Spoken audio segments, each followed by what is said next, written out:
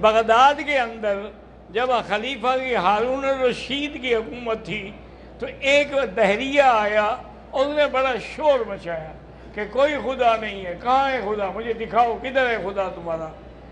اور اس نے دعوت دی کہ چیلنج کیا کہ میرے ساتھ کوئی مناظرہ کر دے اس بات پہ. تو حضرت خلیفہ صاحب نے امام ابو حنیفہ رحمۃ اللہ علیہ کے ذمہ لگایا کہ تم مناظرہ کرو اور تم اس کا جواب دو. تو امام صاحب نے اور اس نے اتفاق کر لیا ابھی فلاں تاریخ کو اسی دربار میں اکٹھے ہوں گے اور پھر بادشاہ وقت کے سامنے مناظرہ کریں گے. تو اب اس وقت مقررہ پر وہ دہریہ تو آ گیا، وہ دہریہ جو تھا وہ آ گیا، لیکن امام صاحب نہیں آئے. تو اس نے اب شور مچانا شروع کر دیا کہ دیکھو جی تم نے ایسے آدمی کو میرے ساتھ مناظرے کے لیے منتخب کیا ہے جو ڈر کے مارے آیا ہی نہیں ہے. تو ابھی یہی باتیں ہو رہی تھیں کہ امام صاحب تشریف لے آئے. انہوں نے کہا تم کیوں نہیں آئے ڈر کے مارے؟ انہوں نے کہا پہلے بات تو سنو. چونکہ درمیان جو بغداد ہے نا اس کے دو حصے، ایک اس طرف ایک درمیان میں دریائے دجلہ بہتا ہے. تو امام صاحب اس طرف تھے اور یہ اس طرف تھے. انہوں نے کہا کہ میں انتظار میں کھڑا تھا کوئی کشتی مجھے ملے تو میں اس پہ بیٹھ کے تمہارے پاس آؤں مناظرے کے لیے. پھر میں نے دیکھا کہ خود بخود درخت کٹنے لگ گئے، ان کے تختے بننے لگ گئے، پھر اس کی کیلیں بننے لگ گئیں، پھر وہ کیلیں جڑ گئیں، پھر تختے وہ جڑ گئے، وہ کشتی بن گئی. تو میں اس میں بیٹھا اور آ گیا. وہ کہنے لگا بادشاہ سلامت یہ مناظرہ یہ تو پاگل ہے نعوذ باللہ.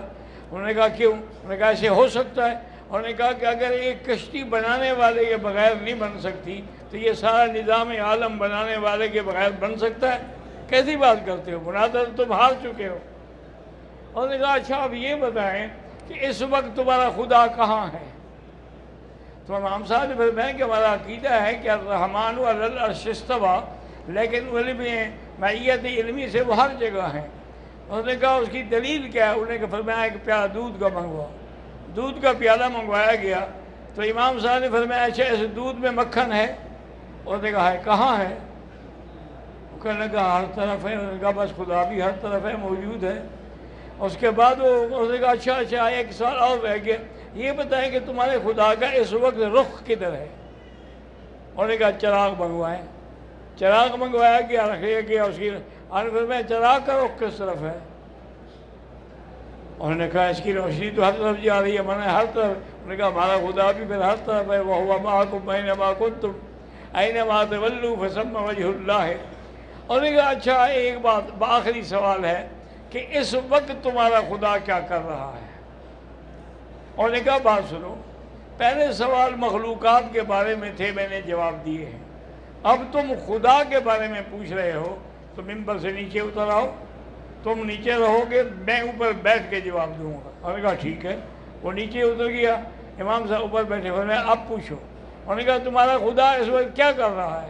اب میں یہی تو کر رہا ہے کہ ایک بے دین کو اتار دیا اور موحد کو کرسی پہ بٹھا دیا.